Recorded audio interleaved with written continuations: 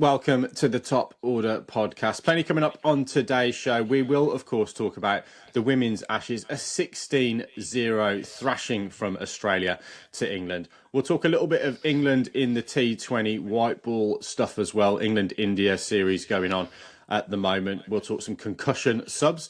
We'll also talk Australia, Sri Lanka, and an interesting bit of social media during the rounds, a comparison between Sachin Tendulkar and Steve Smith that has Jamie surprised. All coming up on the Top Order podcast. Stay tuned.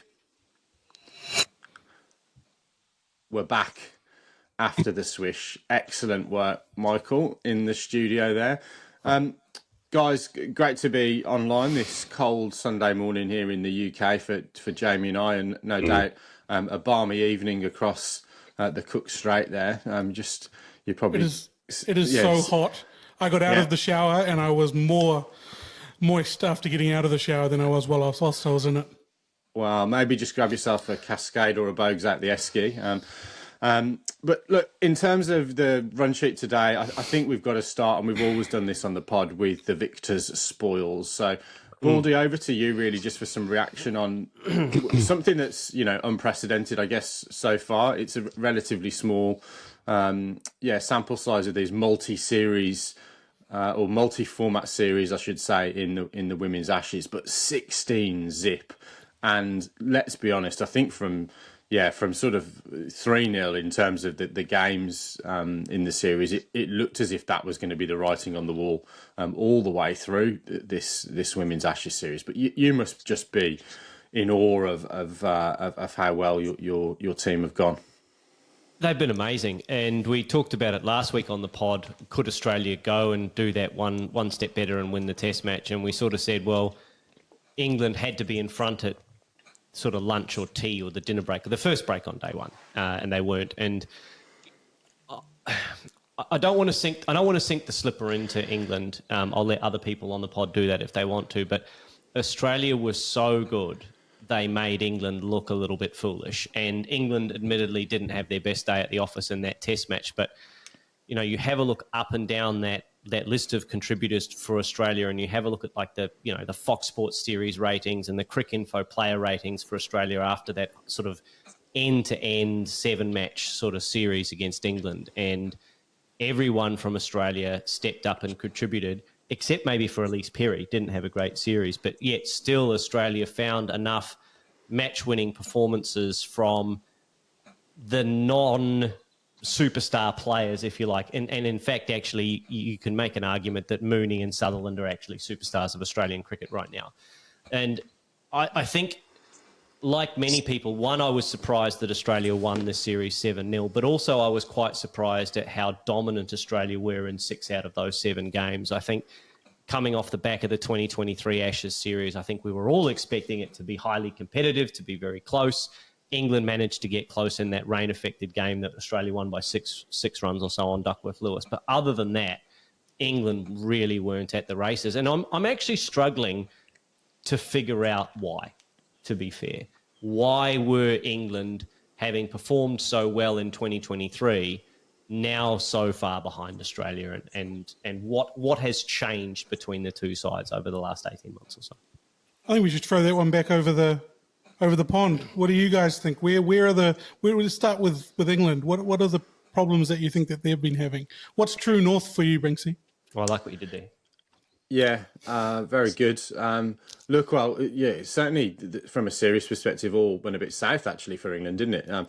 But in terms of, I suppose, the rhetoric and the stories that are coming out, I actually don't want to super focus on it, because I think that we often do this. We talk a hell of a lot about what the team that's lost has done wrong throughout the course of the series, rather than focusing on what the team that's won has done right. And as Baldy's alluded to there, I think the nail on the head for me, and I hadn't thought of this before the podcast, is Baldy mentions Elise Perry there, who had a run of single figure scores, barely a wicket in the series. And we haven't really noticed it. We haven't really talked about it because of the dominance of the whole of that Australian squad, Sutherland and Mooney and Talia McGrath and Alana King and a bunch of others as well throughout the course of the series. I do think if we want to try and pinpoint the aftermath a little bit for England. I think it's time for Heather Knight to go. And the reason I say that is not necessarily because she's a poor captain or she's a poor cricketer. I just think it's the right time from a cycle perspective. That there's some synergies, I think, with Jo Root. She's been captain for a long time. She's probably got 2 or 3 decent years left in her as a batter. So we've seen what losing the captaincy has done to Jo Root's form. So I think that'd be really, really interesting.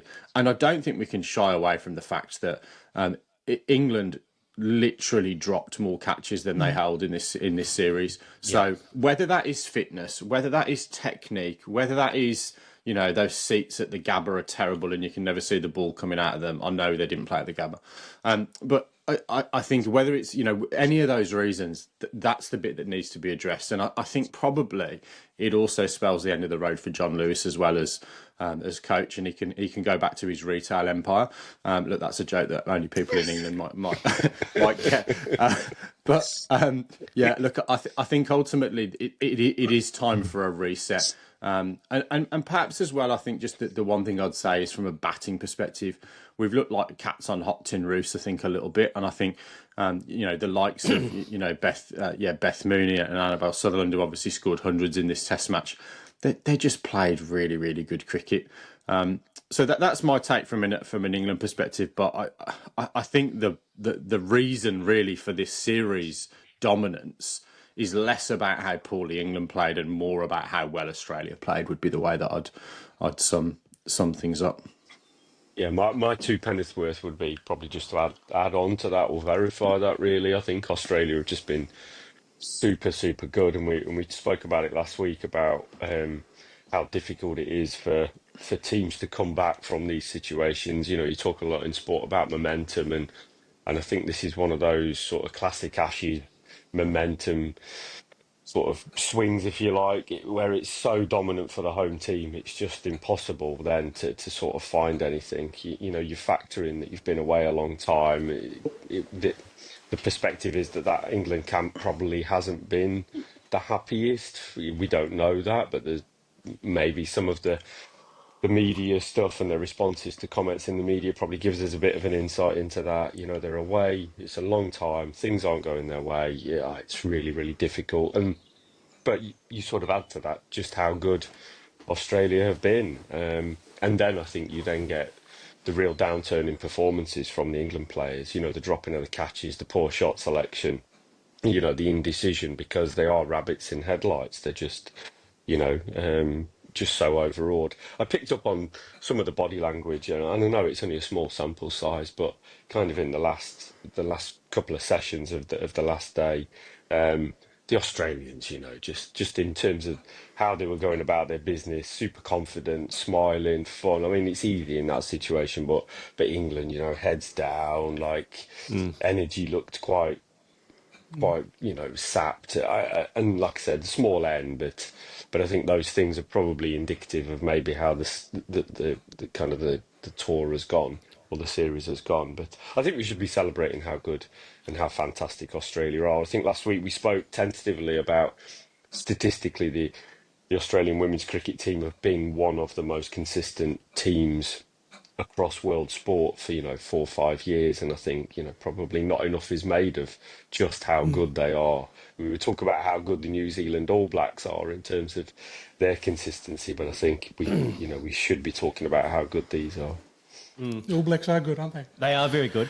Just to pick up on that point, we were sitting here maybe 18 months, 24 months ago, talking about a big drop-off for the Australians in terms of experience. They've still held on to a lot of their experienced players. They have lost some, but... Well, they've lost Meg Lanning, they've lost Rachel Haynes, they've lost some very experienced cricketers over the last 2 years. Where do you sit now on these youngsters that have come through and really sort of picked up the torch? Here's the weird thing.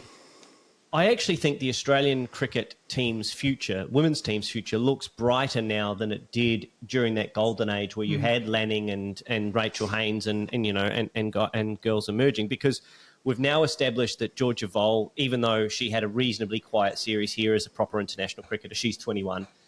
Phoebe Litchfield is a proper international cricketer, she's 21. We've seen Annabel Sutherland roar onto I think the collective cricket world's conscience, so there's few people that knew about her prior to this, but she is now a bona fide superstar. And then you throw in Ash Gardner's, made an ODI 100. She had tremendous impact on this test series with the ball. Alana King has come back into the Australian team and has been an absolute superstar in this series. I mean, you want to talk about difference makers. England really had no answer to Alana King's leg spin in this series. Yeah, and I mean, absolutely. she bowled some absolutely unplayable deliveries in this series, but she also bowled enough good balls, and her team was on the front foot enough that even the bad ball, even the waist high or just under waist high full tosses, the umpires decided it was slapped to mid wicket and was caught.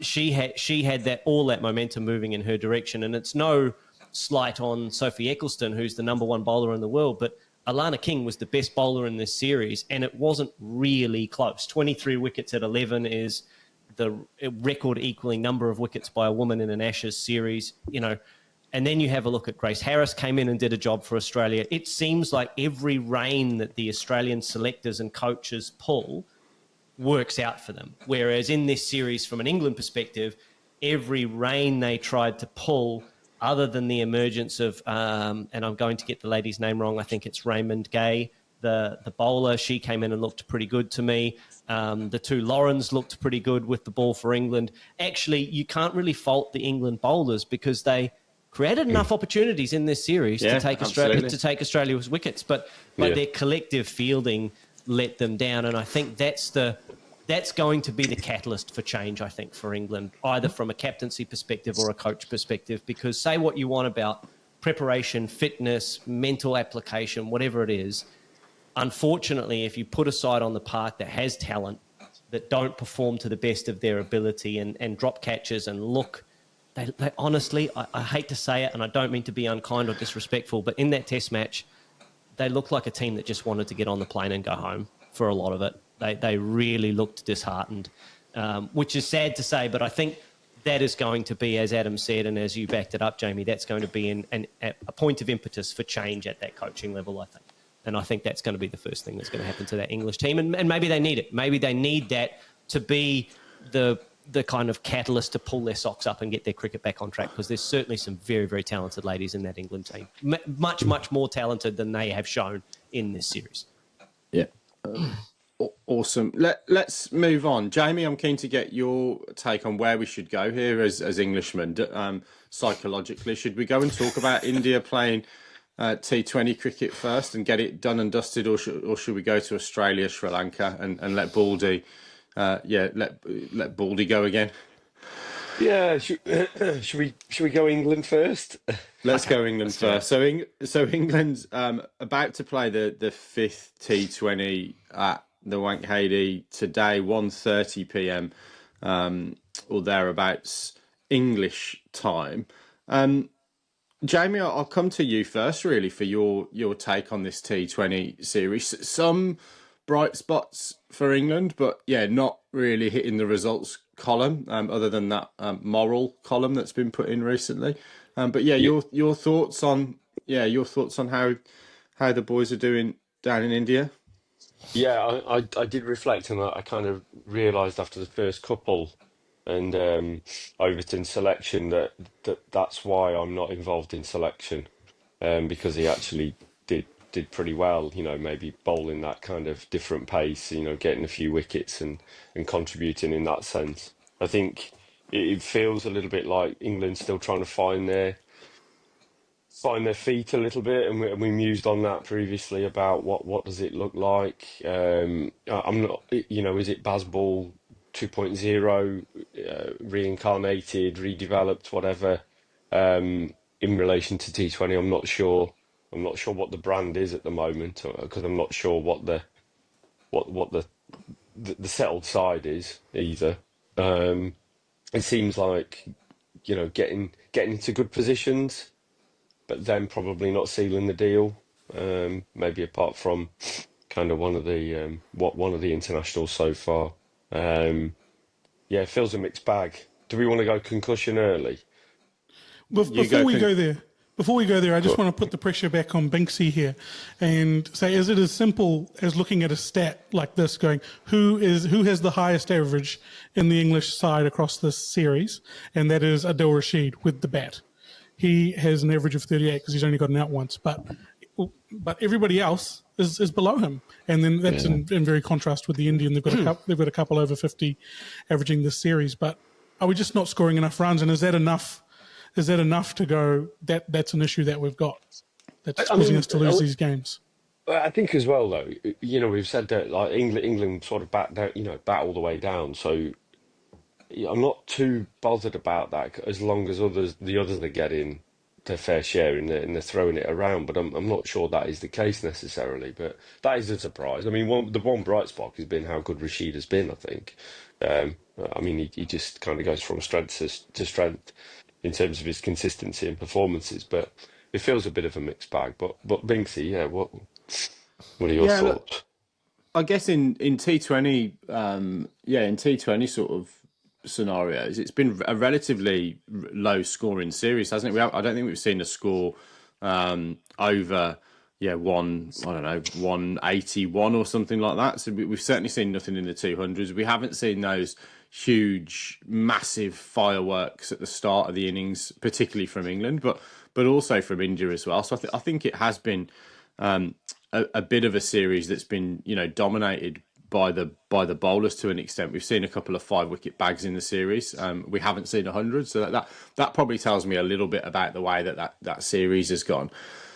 I also just think there's probably not a lot on this series, if I'm brutally honest. I can't get jazzed about it. But a bilateral T20 series just after a World Cup, what's it leading to?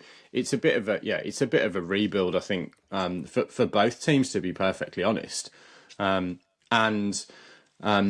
only thing that is annoying me is that there's a little bit of press around the conditions in England not being used to them. I think that's poppycock, to be honest. We play enough cricket now, and we allow the guys to go and play enough in the IPL that I don't think that's a factor.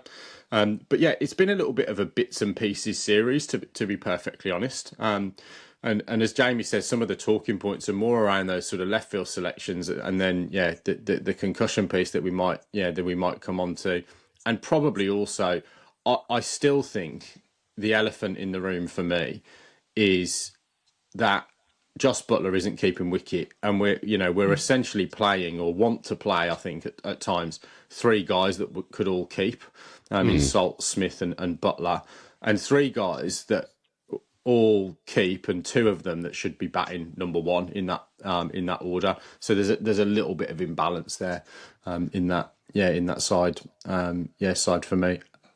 Certainly feels like through the first 4 games, England haven't answered any questions about what their finishing team should look like. Livingston, Smith, Overton. Who else am I missing that's in that group? Jamie Smith would be in that group. Jamie Smith, Jacob Bethel's batting down there as well.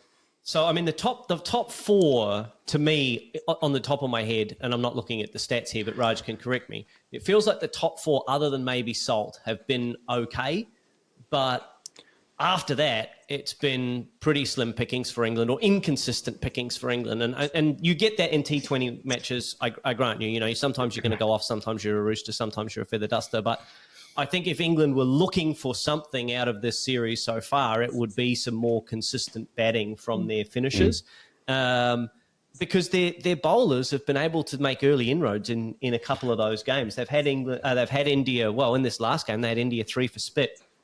India still managed to get to 181, but there are some positives for the bowling attack, I think. But I think that the batting has just been so inconsistent; they haven't been able to put a match-winning performance together. Yeah, I think it's a bit of both ways there in terms of, they've actually bowled well. That hasn't been a problem with the English bowling. Maybe this series is a little bit less on the radar, as you've mentioned there, Binksy. But I feel like going into the one-dayers, they are playing one-dayers, aren't they? Yeah. So into the one-dayers, leading into the Champions Trophy, if this continues, I guess it starts to be a little bit more of an issue. But who are we to say that? Look, in Australia's had how many poor run-ins to these long tournament formats and pulled through? Lots of them. And we've even been poor in tournament and still come through and done well. So there's plenty of time for England. But, yeah, I think India have answered more questions about what their batting lineup could and should be, at least for T20 cricket going forward.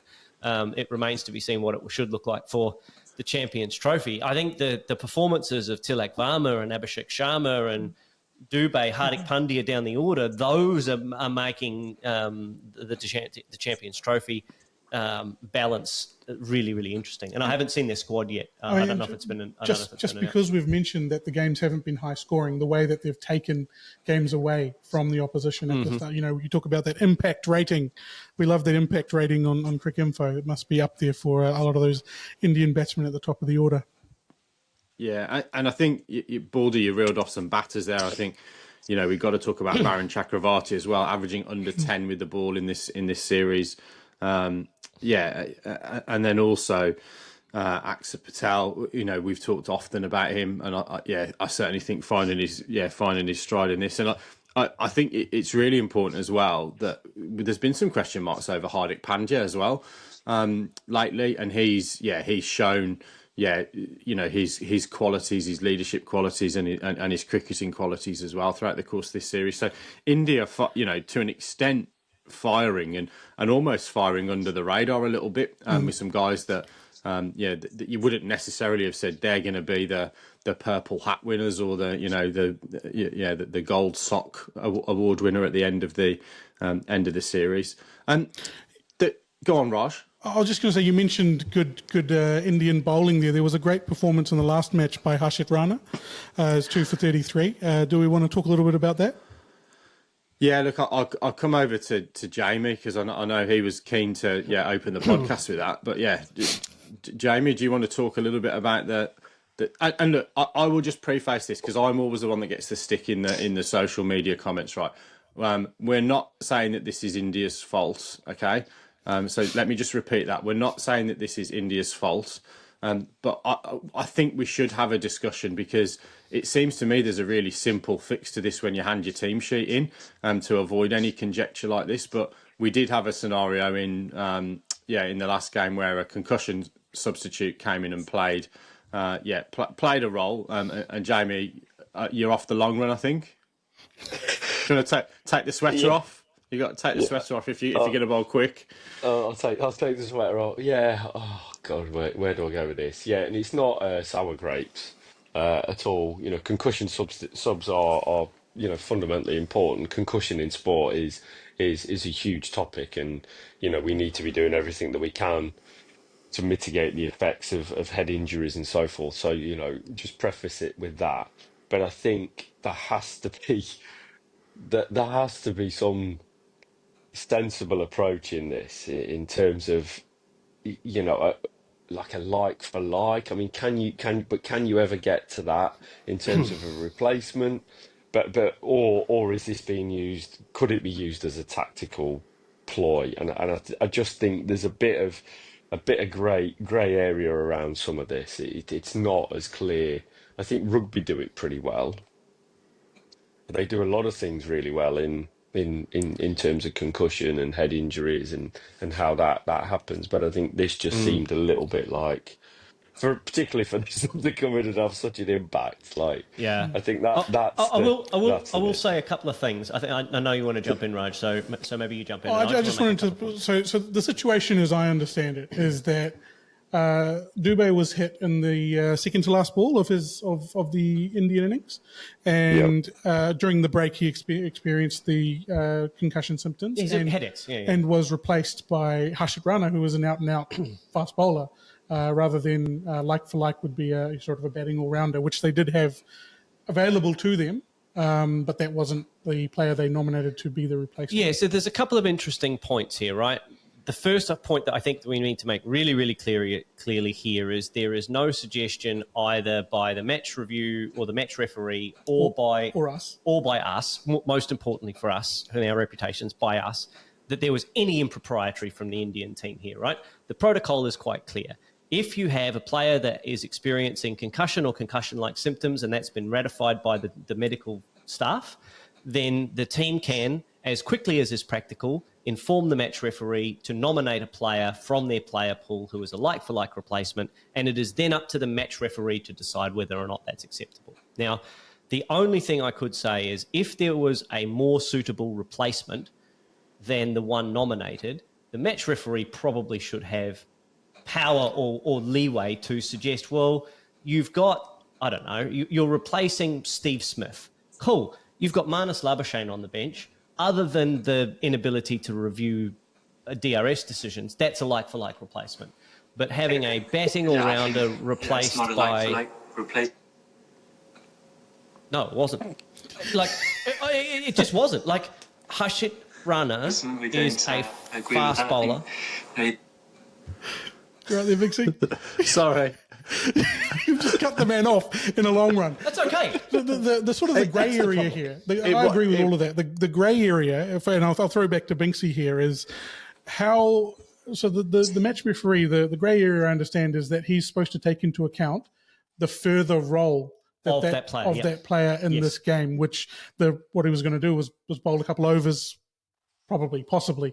And so they've, used that to use the decision to go with a bowler, an out-and-out bowler. What do you make of that, Binksy?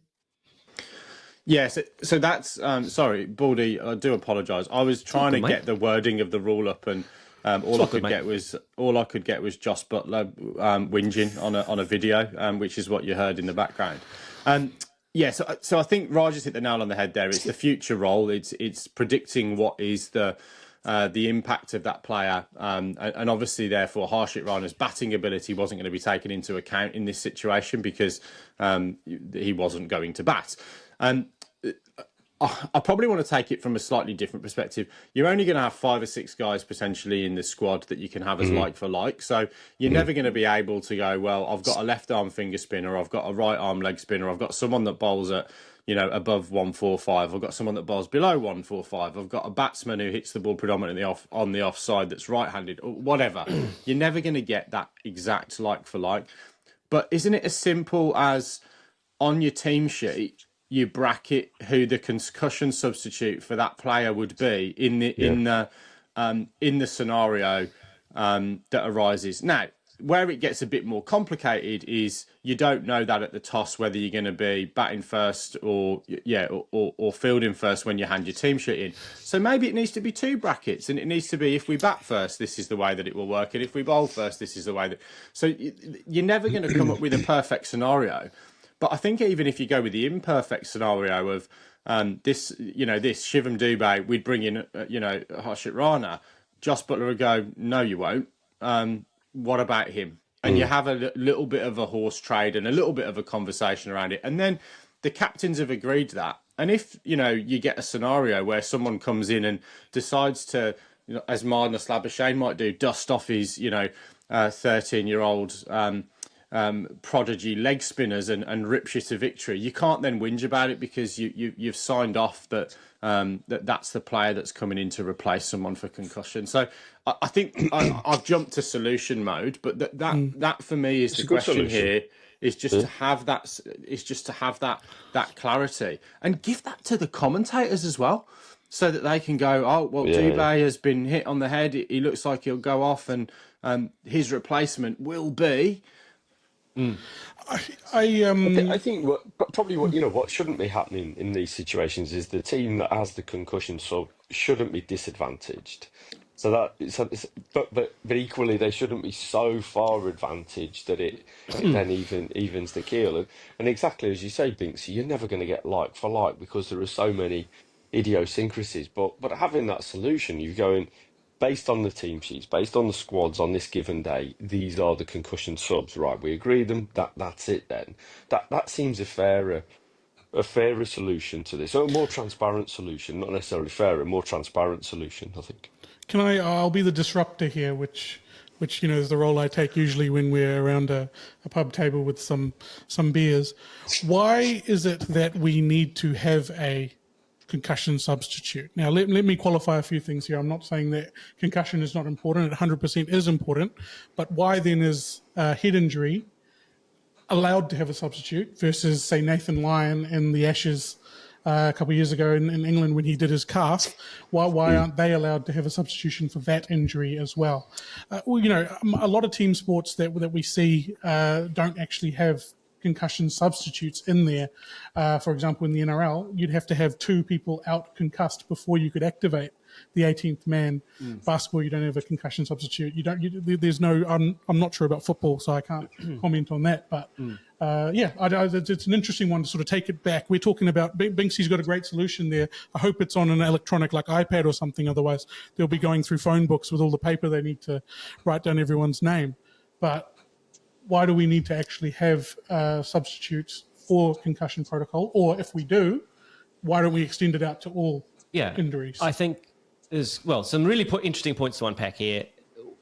The difference between all the other sports that you've mentioned in cricket is all of those other sports have some kind of interchange or replacement protocol or strategy, right? So they all have the ability to say, well, I've got a player who's injured or who is unfit or whatever, I can take them off the field and then introduce another player. Cricket doesn't have that. It's the 11 players that you've nominated play the game, and if there's an injury, then so be it. So unless you want to start messing with the dynamic of replacement players in cricket, I think what the international game has said is we value head injury so highly above any other type of injury that we're going to make an allowance for that replacement. I agree with you that it's an imperfect, imbalanced system, and there is no really good way within a 15-man squad, for example, in the Champions Trophy, to build a balanced squad that has a like-for-like replacement for every possible permutation of, how do you replace, for example, in the Indian side, how do you replace Akshar Patel, for example? Okay, can you replace him with a left arm wrist spinner or a right arm off spinner? Like, how do you do that? It's never going to be perfect, right? Particularly in a small squad, Champions Trophy or World Cup type environment. I really like the suggestion that Adam and Jamie have put forward in terms of nominating. It wasn't Jamie, mate. It was just me. It was all you? Oh, it was all you? Okay, all right. Well, okay. Yeah. I was prepared to take some of the credit, actually, so I was staying silent at that point. Someone nominated that you have to put your concussion substitutes on the team sheet, and I agree with that, because at the very least it takes away from the Joss Buttler point that he made in the press conference afterwards, which was, Harshit Rana came on and I wasn't sure why, and then I was told he was a concussion substitute. Well, if you had known at the toss who the concussion substitutes were, one, you have a chance to argue, are these like for like or not? And two, you've got some certainty as to what the outcome is going to be. If someone gets hit on the head or, gets hit by a ball or whatever, then, okay, well, that player is going to be replaced by this player. And that's clearly what has transpired. But for the way that Joss Buttler made it sound is he wasn't either aware of or informed of what was happening at the time, and then was in no position to then have a conversation with the match referee to say, hang on a second, this is not right. And I think that's the thing that is easily solvable. Yeah, and there's a fan experience component there as well. If Joss Buttler didn't know, presumably people in the ground didn't know either. Yeah. So again, I think you've got to make that clear. But yeah, we've spent a long time talking about it, and I don't think it's the reason for the loss necessarily. I think England just lost wickets at the wrong time throughout the whole course of that chase. So just want to make this yet again clear that this isn't a sour grapes conversation. This is a conversation around how the protocol works, particularly when we've got a Champions Trophy coming up. I think this is the perfect opportunity to say, right, this has come up, and it's not the first time that it's come up over the course of the last 18 months or so. So let's fix it going into a showpiece tournament as well. I do think it's probably going to be quite hard to fix. Even with the solution that we collectively put together, Binksy, that I do think that does potentially create so many permutations for the teams in terms of what ifs. So if this player comes in, what is our strategy there? Like, the planning just becomes quite infinite, and it does, Jamie. But I think the other piece is it just puts too much of an onus on the match referee. It's done in a back room, and you used the word earlier on. It's not transparent, and I think it's really, really clear when we talk about other codes. When you look at rugby, when someone goes off for a head injury assessment, there's a an icon on the screen telling you that that's happened. There's a graphic that comes up that tells you which player's gone off, to the point that they even differentiate between when it's a substitution and when it's a head injury replacement. So you know as a fan in the ground, you know as a player or a coach on the ground what's going on. I think, if I kind of, digest all of this, it's ridiculous that the captain of the England team didn't know that Rana had come on as a concussion substitute. Like that's a breakdown in communication, and it's a breakdown in a process that's really, really easy to fix. Even if the fix doesn't fix all of the permutations, at least it's a process that can be repeated, and that has a level of transparency, as we've said. And just on what one of your points you made around commentators as well. So even on the rugby, the Six Nations, the commentators are aware of what the kind of the scores are, as it were, on the gum shield. So they're aware of the fall. They get that information on comms. They say, it's clear that there's been an extreme force here, so therefore that's why they're doing it. So there's complete communication all the way through the system. So. Yeah. Sorry. And that's to Raj's point. Yeah, it can't be on paper. It needs to be technology enabled. And I know just the man to sort it out as well. Let's move on. I really hate this podcast because we're just about to talk about a double 100 and a daddy 100 and then 100 by a guy that I said was a journeyman in the Slack channel. So anyway, let's talk some Sri Lanka versus Australia. The first test at the Fortress that has been well and truly breached in Gaul. Australia winning by an innings and 242 runs. Baldy, mate, well done. Well, I didn't do much, but my man did. Usman Khawaja came back and put a series that, by his own admission, he was bummered behind him, and took absolute advantage of, let's be fair, the best of the conditions. Australia, I believe they won the toss. Pretty sure they won the toss. They won the toss and batted. Had the best of the batting conditions, made full use of it, and regardless of what you like or dislike about the selection, a bit like the women's game at the moment, the selectors have pulled the right rein in what they did. Australia, as we said in the preview, got off to a flyer. Usman Khawaja went big with a big 100, and then, the most pleasing thing for me is that Australia got themselves on top in a test match and continued to press home the advantage. They did not at any stage let the opposition back into this game with bat or with ball, and I was really, really pleased with Josh Inglis in particular, but also Alex Carey, of taking the opportunity to go on and get themselves, either a red ink or a big score, particularly Josh Inglis on debut. He looked very, very assured. And, there's really no element of this game where I can look at it and pick nits at this point. I thought Josh it was Inglis? brilliant to see Australian batters batting in caps. I like that. Yeah, you don't often see that, do you? I actually batted. There you go. I batted in the hat. I batted in the hat on Saturday, Jamie. Actually, and I've never batted in the hat in my adult cricket career. But I thought it feels liberating.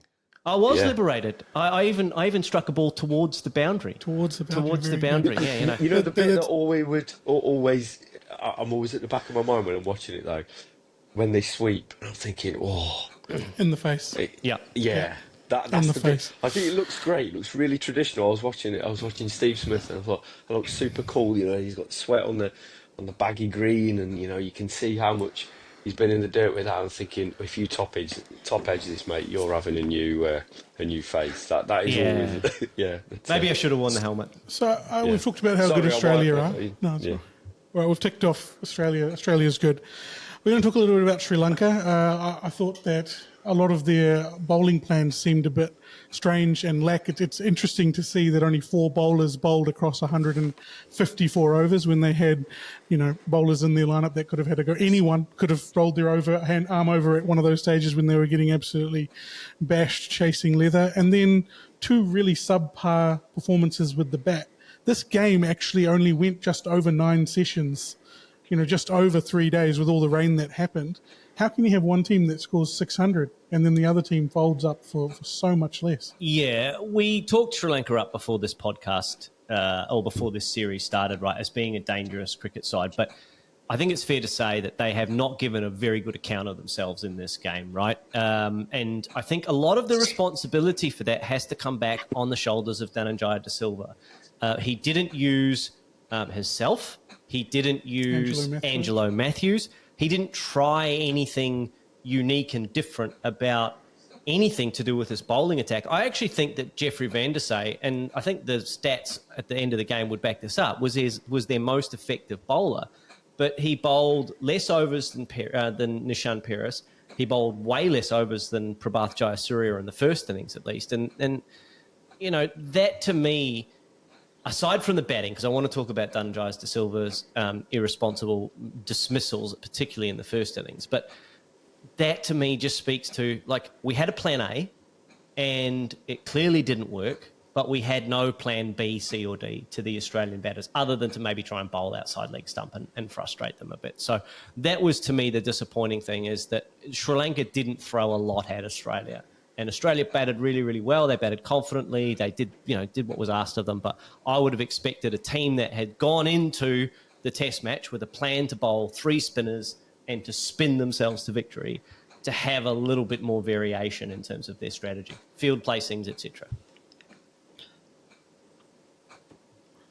It was an interesting part there with Chandimal, who did bat well in the first innings, got 70 odd. He when he was dismissed at 7 for 156, it was almost an hour later, I think just under an hour later, he was back out batting in that third innings following on. It's interesting. I look at the sides, and I always go back to New Zealand and how New Zealand played in Sri Lanka. This feels almost like a completely different side, even though a lot of the people in this side, all the characters are still the same. But how could it be completely different? We talk about how good a side Australia is. I don't think they're this much better than Sri Lanka. No, they're not. But Australia had a really, really good day and Sri Lanka had an off day. And once Australia got on top, they just did not let Sri Lanka back into this game. And, you have a look at their side. They've got match winners up and down that lineup for Sri Lanka. But, Kamindu Mendes averaging 73 in Test cricket. What did he get in this game? He got 15 and 30. Yeah. The real criminal thing, I think, for Sri Lanka is the number of starts that their players got, like good players, and didn't go on and get more than what did Chandimal get? 72 in a lone hand in the first. 72 was a top score, but in the first innings. They'll be really disappointed with their batting. I think it's obviously, look, and this is an easy comment to make. It's the first innings that made the difference, right? When you're chasing down 615, you get rolled for 160. I don't think you can point to the second innings where loads of people get starts as the issue.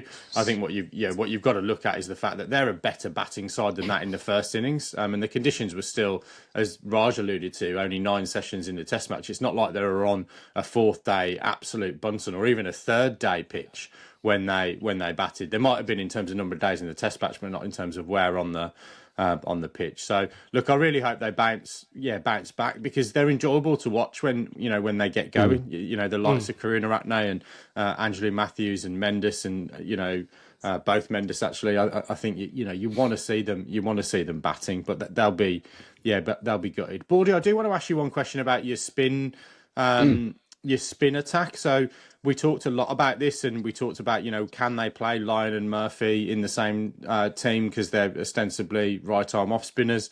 Murphy had a quiet game, and Kuhnemann probably the noisier game. What are your thoughts on that? Yeah, that sort of three-pronged spin attack for Australia. How did you like or not like the way that it operated? I didn't mind that they went with spin to open the bowling. I thought that the easy decision would have been to give Beau Webster the new ball, have him bowl 3 overs and then bring the spinner on. But in both innings, Kuhnemann in the first innings and Murphy in the second innings, Australia went, well, actually, we're going to bowl spin at one end and we're going to see if Stark can swing it at the other end, which I think, given the personnel, was the right decision. It was interesting to see that, and I know he didn't really need to, but it was interesting to see that Beau Webster didn't have an over or 2 across the Test match. They went with Travis Head in the second innings for a couple of overs, which I was totally fine with.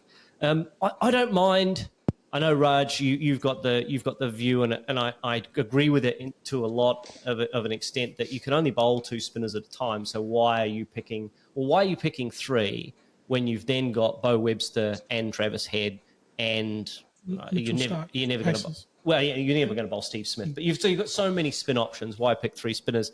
But I think in this sense it did work for Australia, primarily because Matthew Kuhnemann was so accurate with the new ball, a bit like Akshar is for India, is that he asked questions on the line of the stumps. And if India missed on the line of the stumps, then he was looking for LBW, he was looking for bowled.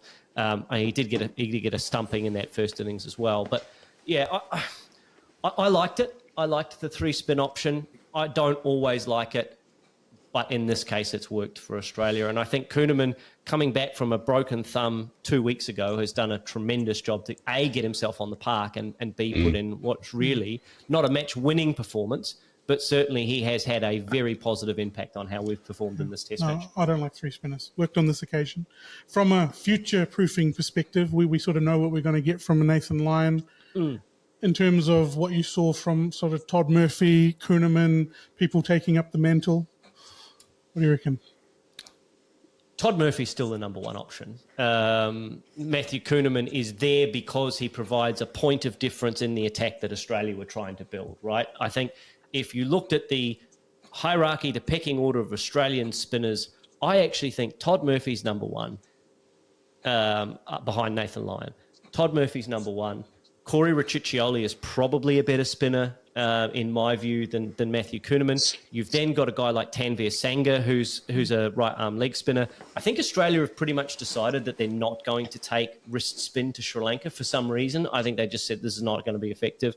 It's certainly the finger spin options have been effective for Australia in this test match. So the likes of Sweps and the likes of Tanveer Sangha, who I would have, again, probably ahead of Kuhnemann. Certainly Tanveer Sangha is ahead of Kuhnemann in my view. Are just not the options that Australia wanted going forward. But I don't think we've changed anything in my mind in terms of, is Todd Murphy the natural successor to Nathan Lyon? I still think he absolutely is. And Binksy, you had some fairly colourful views on our Slack channel about Australia's selection, which all turned out to be great choices. But what were your thought processes behind who Australia selected to bat in this opening game of the series? Yeah, well, I think that the thing that caught my eye was the inclusion of Josh Inglis, and the angle I've taken with that is, what has that done to Sam Konstas and Nathan McSweeney from a mental perspective? They were picked in a marquee series at home, where it's going to be tougher, with all due respect, to bat against Jasprit Bumrah and co than it probably is Sri Lanka, even in Sri Lanka. And they've then kind of messed about with the order. They've put Travis Head up to the top of the order. Ostensibly, now, you can look at this 2 ways. Number 1, because they think he's going to start well. Or number 2, because he's not as good against spin. So if it's for the first reason, fair enough.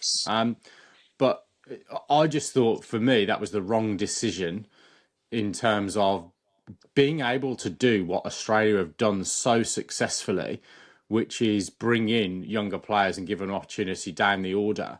And we always go back to the same 2 or 3 people, but Ricky Ponting clearly sticks out as the prime example of that. Came into the side, batted at 6. When David Boone retired, he moved up to 3, and then the rest is history, as they say.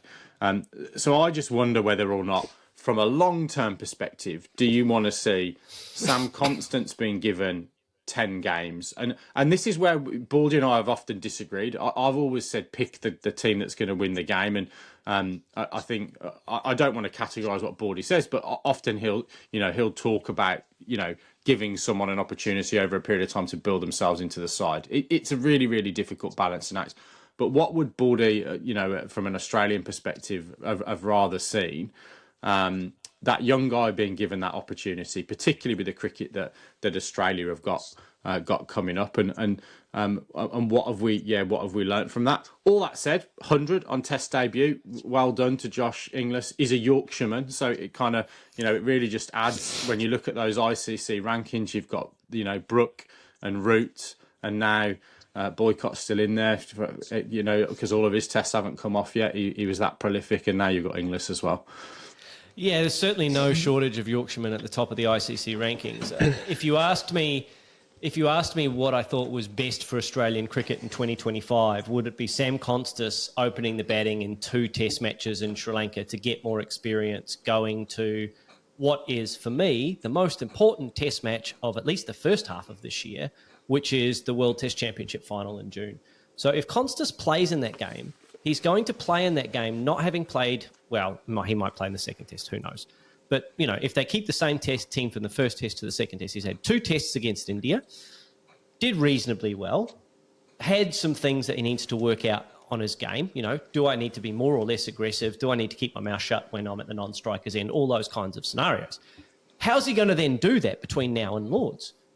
Unless he plays in the second test, he's got bugger all cricket going on. He's not going to go to the Champions Trophy. He's not going to be playing in that one-day setup with, the other members of that Australian nucleus. So where is he then going to get that opportunity to build some form and some confidence and some trust in his game so that he can go and face a very, very good South African pace attack at Lords and give a good account of himself?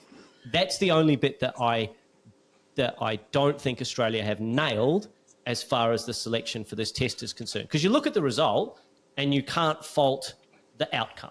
But the process, I think, of not picking Konstas and then making him kind of wait messes him around a bit in the same way that they messed McSweeney around. They gave him 3 test matches in a baptism of fire and then went, well, actually, and admittedly, to be fair to the selectors, they've gone, we've actually fucked up here.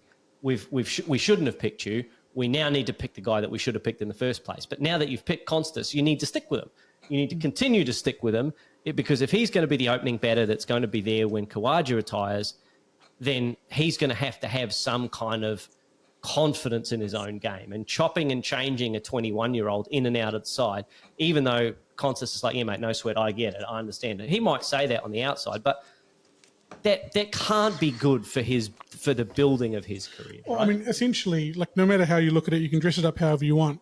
He has been dropped here. He's not the preferred option to open the batting for Australia in this course that they're playing on. Can I ask you, Jamie, have you seen scenarios like this where they have young players that they've brought in? I mean, Sam Konstas went nose to nose with the best bowler in the world and came off, I would say he came off better than Jasprit Bumrah did, definitely in the first game anyway.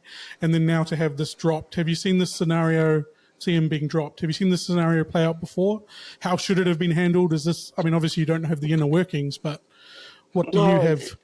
It does smell a little bit of inconsistency and indecision by Cricket Australia, but again, we don't know that. But I think, the reasons that you're all talking about, Baldy in particular, is, give the guy if these are the future, then get them embedded in there, get them versed in different conditions and familiarity with their teammates. That kind of seems to be like the long-term athlete development program that you do. You integrate people, as Binksy talking about, Ponting coming in at 6, you get them used to that environment, and then when somebody Boone leaves, you step up to 3, and it's a seamless move. Whereas this feels a little bit like falling into that horse for course a little bit, team selection. I think, caught between a rock and a hard place. One eye on the Ashes, one eye on winning in Sri Lanka. Or horse for course, we're not quite sure. What are we going to do? We're going to put Travis Head at... I don't know. It just seems a bit indecisive. I think in an ideal world, you would give the younger players that consistency, that familiarity, because it will have the impact, even though their performances are likely to be slightly roller coaster. But you accept that. You accept that that's often going to happen. You'd like to think that the player, that there is a clear message and that the players are aware of this. If there isn't, then that could be really chaotic for someone's approach and form and just identity with the team. Am I part of this? Am I not part of this? Do they think I'm any good? Do they not think I'm any good? I think you're trying to get rid of that uncertainty. So ordinarily you would want that clear communication, but it looks a bit of a step back from it. I previous episodes we spoke about, it looked pretty clear that Konstas would come in and he would be the bit of a staple. But like you said, his next test could be in the World Test Championship final. Like, it's just, you know, it's. yeah, I mean, tactically, Australia have done the right thing in this Test match in absolutely, terms of the yeah, results. But absolutely. strategically, I'm not sure they're doing the right thing. I'm really not sure that playing McSweeney for 3 tests, then dropping him, then playing Konstas for 2 tests, then dropping him, and then playing Inglis for 1 or 2 tests, and then ostensibly, dropping him, is the right strategy going forward. I mean, these guys might just be keeping Cameron Green's seat warm for the next wee while until he comes back into the Test side, and that may be the case for a wee while. But as soon as a door opens up in that Australian team, you've got to have a guy there who's been there, done the job, done the work, had some consistency in terms of his selection, and then can continue to go on with it. The mistake that we made with Bancroft and with Renshaw and with Harris is we gave them all a bit of a go and then discarded them, and then picked the next guy and then discarded him, and then picked the next guy and then discarded him. And now we've discarded all 3 of them and not gained anything out of that experience. And I am concerned, albeit only slightly, that Australia have done the same thing again, particularly with McSweeney. Because he seems the least likely to now come back into contention for that Australian side, right? The big elephant in the room seems to be Khawaja is not going to carry on forever and a day, and Travis Head isn't your opener long term. No, he's not. But there doesn't seem to be. It's almost like, oh, we'll just kick it down the road. We'll sort that out as and when, rather than having a strategy. And that was the big question for me. And I think if they, Travis Head has opened the batting in Asia before, like, so it's a tactic. If they had that tactic, it makes the decision not to give McSweeney a longer run in the Australian summer even more of a puzzling look on your face. If they kind of knew that in 3 matches' time we're going to go to Travis Head opening the batting, then surely you'd have kind of given McSweeney that extended run, whether he was the right guy out of Constance and McSweeney to have warranted that option. But look, Jamie, you and I sit here in Loserville. We our team can't win a game, and Baldy's team and Baldy's country are just top of the medals table everywhere you go. It's sickening. Let's end on a whimsical piece of cricketing conjecture. Maybe not conjecture. I don't know what take you're going to have, Jamie, but you've seen this comparison of stats that piqued your interest. Yeah, I was kind of blown away, I think, by how comparable Steve Smith and Tendulkar are, given the same amount of tests. Like, it's almost like for like. And I don't know. What's my fascination with this? I thought Tendulkar was so far ahead. I think that was the thing, and I don't know why I don't have that same view of Steve Smith. He's an excellent player. He's a world-class player, undoubtedly. I just didn't have him statistically the same as Tendulkar, and I don't know if my perception of him is still sandpaper gate, and whether that has tarnished my view of how I look at him and the interest in his career. I don't know, but I was like flabbergasted. I genuinely was taken aback. I thought Raj had been fiddling with the numbers in the background. I was like, I couldn't quite work it out. But yeah, I feel like you're trying to trigger me a little bit with the Tendulkar may not have been as good, or Steve Smith was better than you thought. Yeah, it's definitely more. Smith is better than I thought, rather than. I mean, Tendulkar's numbers are fantastic, are amazing. I think I just maybe thought there was a bit more of a, and Steve Smith's obviously still going, so he's going to probably supersede that. I think statistically, I mean, you have a look at the records now. Both have played, I think, 205 innings. Smith has 10,140 runs. Tendulkar at the same time had 10,360. So not a lot between them. The averages are very, very similar. 56.3, 56.33. The strike rates are similar. Same number of hundreds. I think they both have 35 test hundreds. I think they might even have the same number of half centuries. And if you just have a look at the numbers, if you'd never watched test cricket, you'd never seen either of them bat, you look at them and they go, well, actually, there's a hair's breadth between them. But then if you watch Tendulkar bat and you watch Steve Smith bat, and it immediately becomes obvious, I think, to 99% of cricket fans, which player they'd rather try and have their son or their daughter or they themselves emulate?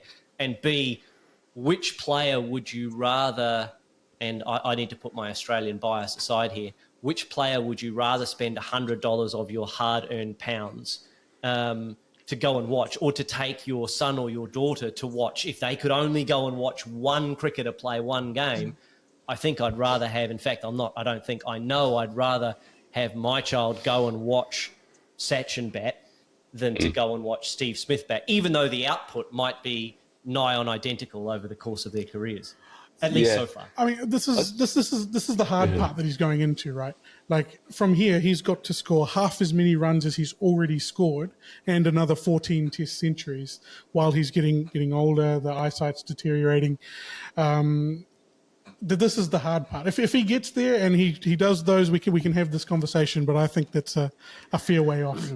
I think Tendulkar has an advantage in that when he got to 205 innings, he was only 32, and Smith's 35, and so that's a big gap of prime, right? Because Tendulkar entered cricket so early as a 16-year-old. You know what I mean? Yeah. You know, so he by the time he was 32, he'd been playing Test cricket for 16 years.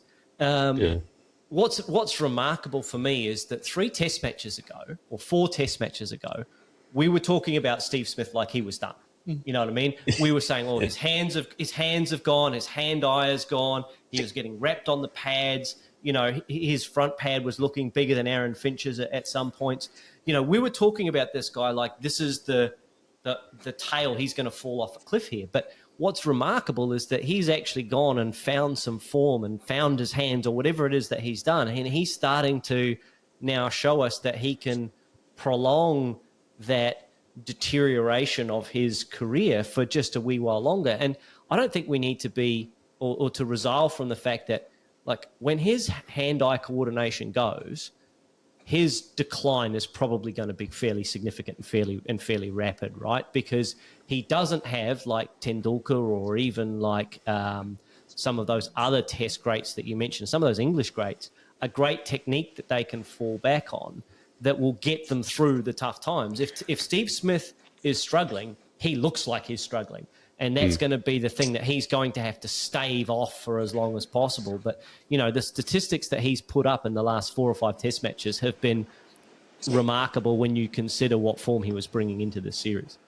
I think it's a great point you make about, like, you know, who would you choose to go and watch? And you know, it'd be Tendulkar every day. And I think that's where my intrigue in the stats came from, because it is an aesthetic probably choice as much as anything. Like, you know, like I could watch Tendulkar bat for the rest of my life. Do you know what I mean? Like, in terms of the aesthetics of the shapes he would create, his manipulation of the ball. Whereas I think when Steve Smith bats, it's not that same vibe I get. But he's still hugely effective. But it is an aesthetic choice, I think, more than anything, and that probably biased my kind of view and of those numbers. But yeah.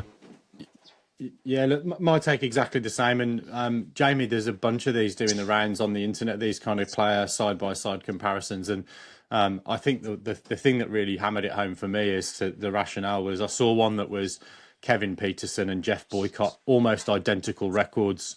Something in the region of 8,000 Test runs at an average of 47, both with 22 or 2300s. And you know who you'd go and watch. So it does come down to that, that aesthetic point of view, and which also now gives me even more of a, even more kudos to Michael for putting together our Hall of Fame, because there was some statistical stuff in there. It must have been really difficult for him to rank it based on those sort of subjective and objective factors. And the way he did it simply was if they were Australian, they went higher in the list than anybody else. Yes, but, he's a developer. That was his first rule. There was a bias in there, Australian. Definitely. Yes. Boys, I think that does that does put an end to this edition of the Top Order podcast, particularly as the dishwasher being noisily emptied in the background by my wife. But we will see you on the next episode of the podcast. We'll hopefully have Stu back in the room as well, back in the rack and opinion bar on the next issue of the Top Order podcast. But for now, it is wherever you are in the world. Good night, or good morning, or God bless. We'll see you next time on the Top Order podcast. See you later.